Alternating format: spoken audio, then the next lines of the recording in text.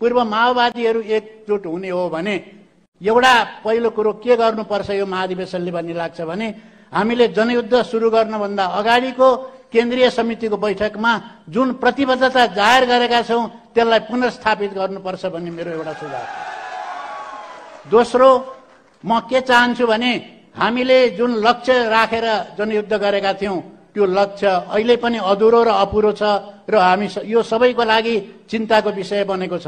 त्यसकारण त्यो लक्ष्य नेपाललाई जनगणतन्त्र बनाउनको निम्ति तुरुन्त हामी त्यसको लागि अगाडि बढौं।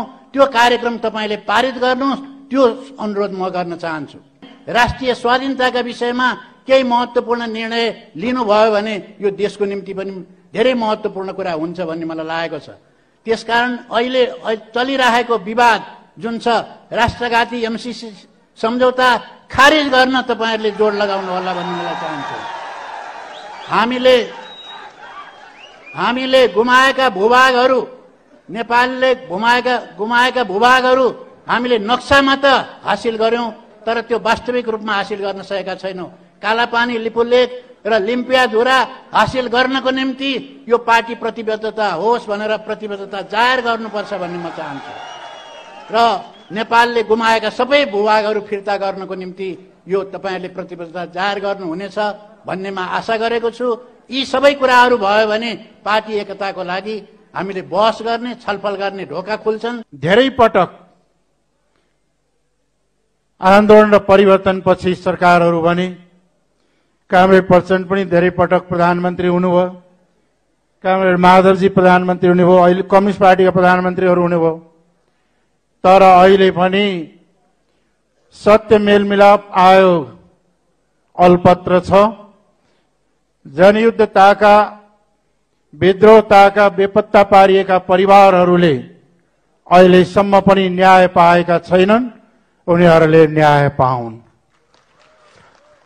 र यसको साथै वास्तवमा के हो भने हाम्रो मुलुकमा वर्ग विभेद र वर्ण विभेद पनि छ।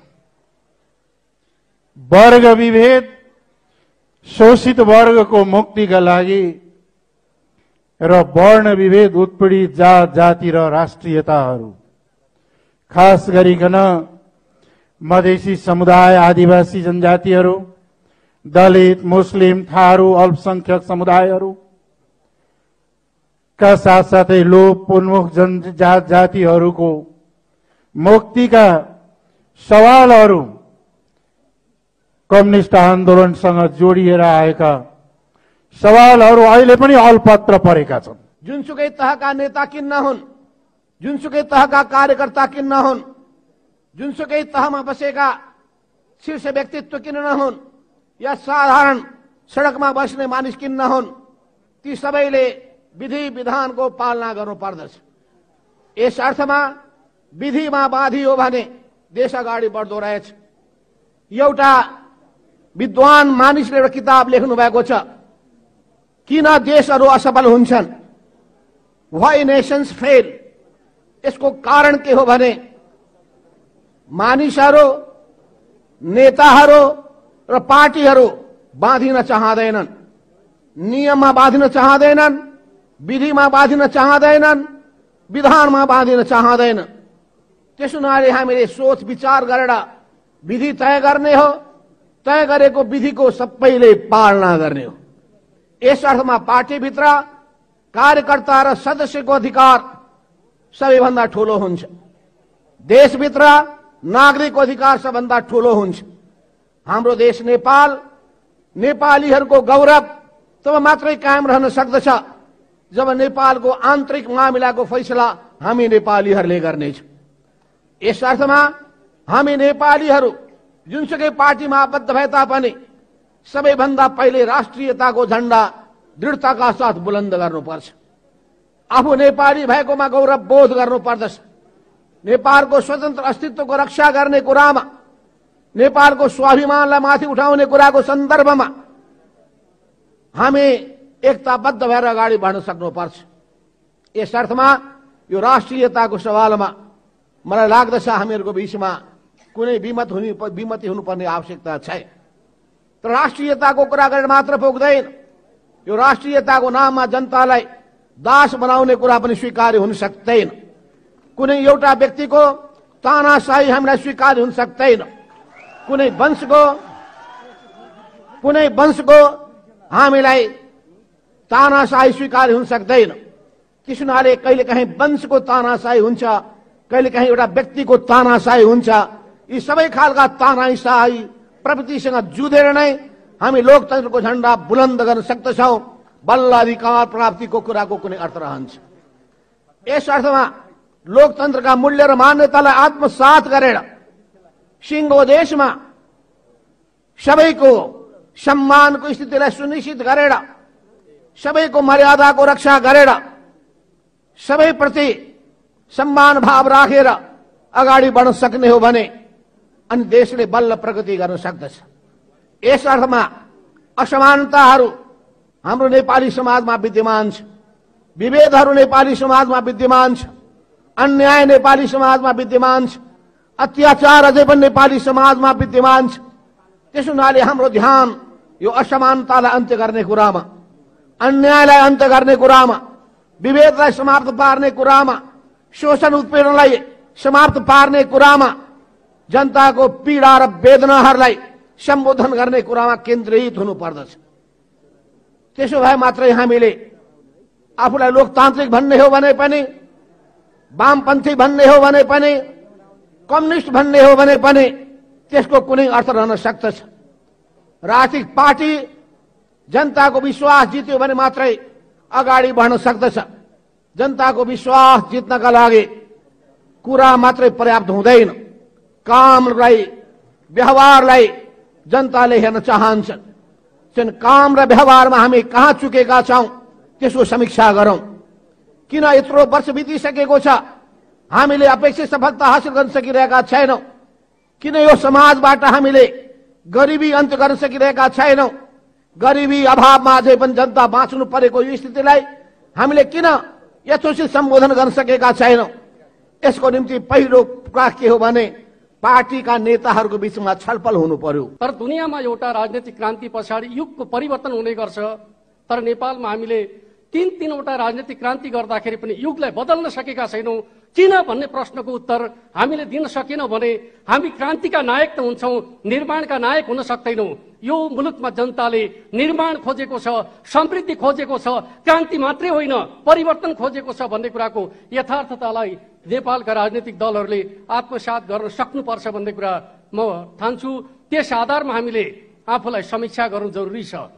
हामी अधिकारका प्रश्नमा 7 सालदेखि लगातार अधिकारका प्रश्नमा केन्द्रित रह्यौं। अधिकारका मामिलामा हामी राजनीतिक दलहरू सदैव च्याम्पियन बन्यौं।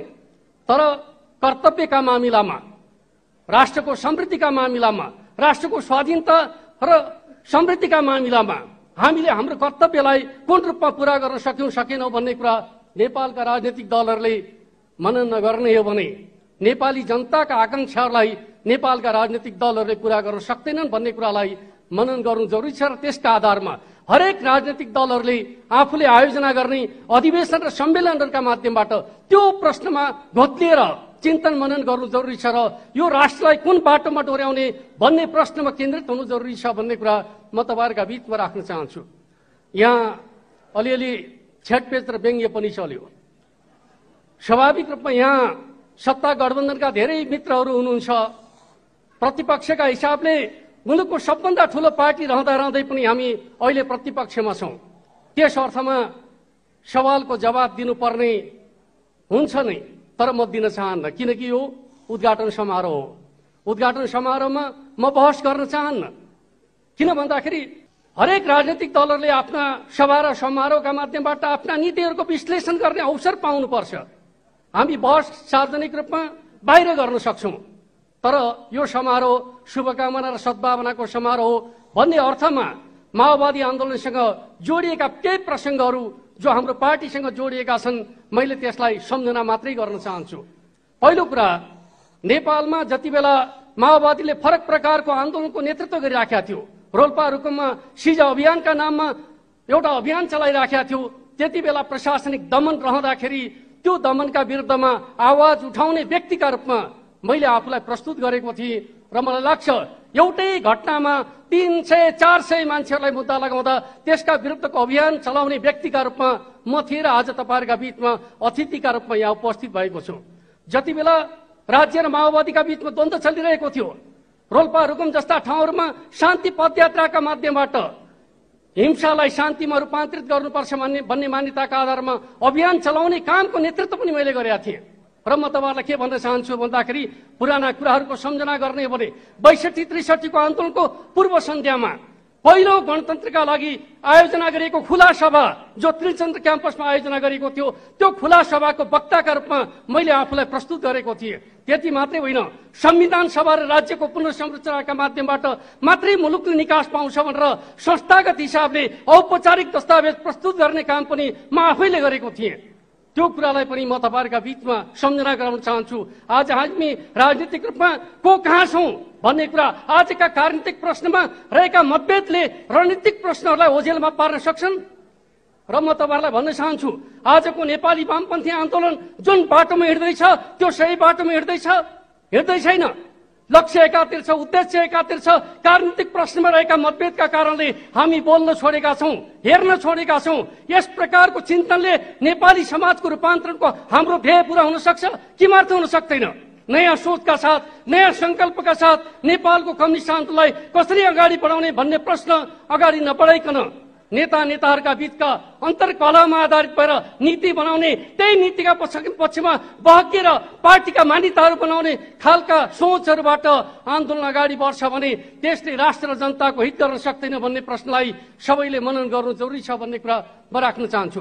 जहाँसम्म हाम्रो पार्टीको सन्दर्भ छ, म तपाईँहरूलाई बताउन चाहन्छु, जति बेला माओवादी 17 आन्दोलनको दौरानमा थियो, त्यसलाई शान्ति वार्ताको प्रक्रियामा अगाडि बढाउने सन्दर्भमा हामीले अग्रसरता लियौं। वैधानिक रूपमा आन्दोलन गरिरहेका हामी नेकपा एमाले पार्टीका तर्फबाट 12 बुँदे सहमतिको आधार तयार गर्ने काम हामीले नै गर्यौं। 12 बुँदे सहमतिको जगमा जनआन्दोलनको आधार तयार गर्यौं। त्यसपछि शान्ति वार्ताको प्रक्रियादेखि लिएर मुलुकमा संविधान निर्माणको समयसम्ममा हामी नेपालका प्रमुख दलहरूले सहकार्य गरेका छौं। आजको परिवर्तन कुनै राजनीतिक दल विशेषको उपलब्धिको रूपमा चित्रण गर्यौं भने नेपाली इतिहासप्रति अन्याय हुन्छ, सामूहिकताको परिणाम हो। हामी एक अर्काप्रति आफ्नो बढाइको गर्व गर्छौं, तर हामीले सामूहिकताका आधारमा नेपालमा परिवर्तन ल्याएका हौं भन्ने कुरालाई जबसम्म आत्मसात गर्न सक्दैनौं, परिवर्तनका च्याम्पियन त बन्छौं तर परिवर्तनलाई संस्थागत गर्न सक्दैनौं। परिणामस्वरूप 7 साल 17 सालका रूपमा, 46 साल 58 सालका रूपमा, प्रतिगमनका रूपमा पुनरावृत्ति भएको घटनाबाट हामीले शिक्षा लिनु जरुरी छ भन्ने कुरा म तपाईहरुका बीचमा राख्न चाहन्छु। एउटा प्रसंग मात्रै म चर्चा गर्न चाहन्छु। त्यो प्रसंग भनेको के हो त भन्दाखेरि हामी नेकपा एमाले र नेकपा माओवादी केन्द्र यो मुलुकमा एउटा बलियो वामपन्थी शक्ति निर्माण गर्ने उद्देश्यका साथ गएको चुनावमा हामीले एउटै चुनावी घोषणा पत्रका आधारमा देशव्यापी रूपमा चुनाव लड्यौं। संविधान सभाबाट संविधान बनेको छ, समावेशी छ, समानुपातिक आधारमा छ र चाहिने संहिता छ, गणतन्त्र छ। यसै कारणले गणतन्त्रको संहिता सहितको समावेशी संविधान जो नेपालमा आएको छ यो अत्यन्तै महत्त्वपूर्ण संविधान बनेको छ। यस मानेमा यो संविधान बनाउने काममा पुष्पकमल दाहालजीको सबैभन्दा महत्त्वपूर्ण योगदान छ भन्ने कुरा हामी सबैले मान्नुपर्छ। र अहिलेको बेलामा जो हाम्रो गठबन्धन बनेको छ यो कुनै कसैको विरुद्धमा चाहिँ होइन यो गठबन्धन, तर के छ भनेदेखिलाई यो अहिलेको संविधानबाट चाहिने जो संसद पुरा टर्म चलोस्, बीचमा संसद भङ्ग मन पर्यो भङ्ग नहोस्, संविधान चाहिँ बीचमा संसद भङ्ग नभएर पुरा टर्म चलोस् भन्ने पुलिस उद्देश्यका साथ संविधान बनाएको जस्तो लाग्छ। म पनि संविधान सभाको मेम्बर थिएँ, संविधान बनाउने काम मेरो पनि केही न केही योगदान छ। त्यस मानेमा यो संविधानको आधारमा चाहिँ नि हामीले फेरि चाहिँ नि अदालतमा गएर बनाएको यो गठबन्धन छ हाम्रो। यो 5 दलीय गठबन्धन चाहिँ कसैको खिलाफ गठबन्धन होइन। यो संविधानका साथसाथै यो संसद बचाउने पनि हो, यो गठबन्धन हो। त्यस मानेमा यो गठबन्धन चाहिने जो छ यो पुरा समयसम्म चल्नेछ, यसमा कसैले शङ्का नगरे हुन्छ। अझ म त के चाहन्छु भने अगाडि पनि गठबन्धन जाओस् भन्ने चाहन्छु। यसमा चाहिने सबै पार्टीको सहमत, यो फेरि गठबन्धन कसैको खिलाफको गठबन्धन होइन, फेरि यो चाहिने उता ओलीजीहरूलाई अरू पार्टीलाई नलागोस् कि हाम्रो खिलाफको गठबन्धन बनायो भनेर। तर आफूले त मिल्न पाइन्छ नि, आफूलाई मिल्नु भयो त, त्यसको लागि कुरा हो यो। अरू चाहिने कुराहरू तपाईँहरूका अब यो एजेन्डाहरू छन् होलान्, छलफल व्यापक हुने नै छ भन्ने विश्वास छ मलाई। मैले अघि भनिसकेँ प्रचण्डजीको धेरै ठुलो योगदान छ यो संविधान बनाउने काममादेखि लिएर शान्ति प्रक्रियामा पनि। अब शान्ति प्रक्रियाका केही कुराहरू बाँकी छन्, मलाई विश्वास छ यस हामी शान्ति प्रक्रियालाई पुरा गराएर चाहे यो टिआरसी ट्रुथ एन्ड रिकन्सिलिएसन कमिसनदेखि लिएर डिसअपियरेन्स कमिटीबाट जो छ त्यो छिटै चाहिने यसको समाधान गरेर सदाका लागि स्थायी शान्ति चाहिँ हामी फर्कानेछौँ, यसमा विश्वास दिलाउन चाहन्छु। अब कुराहरू मलाई धेरै लामो यहाँ भाषण गर्नु छैन, तर एउटा कुरा मैले बोल्नै पर्ने भयो। यहाँ एमसिसी राष्ट्रघाती बनाउनाले म अरू कुरालाई आएको थिएँ, यहाँ एमसिसी राष्ट्रघाती भनिदियो। राष्ट्रघाती मैले पढाएको छ कि छैन त्यो पनि थाहा छैन मलाई त। पहिले पढ्नु पर्यो एमसिसी कहाँ छ राष्ट्रघाती, मैले हेर काहीँ राष्ट्रघात देखाएको छैन मैले त। म पनि चाहन्छु काहीँ राष्ट्रघात देखाएको छ। म किन म पनि नेपाल प्रधानमन्त्री हुँ, नेपालको राष्ट्रको खिलाफमा जाउँला मैले, म पनि प्रजाको लडेको राष्ट्रको लडाइँ मान्छे हो, किन राष्ट्रघात काम गरौँला मैले, राष्ट्रघाती सन्धि किन गरौँला। त्यसकारण चाहिने हामीहरू यसमा चाहिने एउटा कुरा के छ भने यससम्म तपाईँहरू सबै पढ्नुहोस्, अध्ययन गर्नुहोस् र हाम्रो बिचमा छलफल हुँदैछ। प्रचण्डजीहरूसित अरू नेताहरूसँग हामी छलफल गरिरहेका छौँ। यो एमसिसी चाहिने एकदमै चाहिने यो चाहिने नेपालको हितमा छ। सित्तै आएको पैसा हो यो, हेर्नुहोस् सित्तै आएको पैसा चाहिने भन्छ।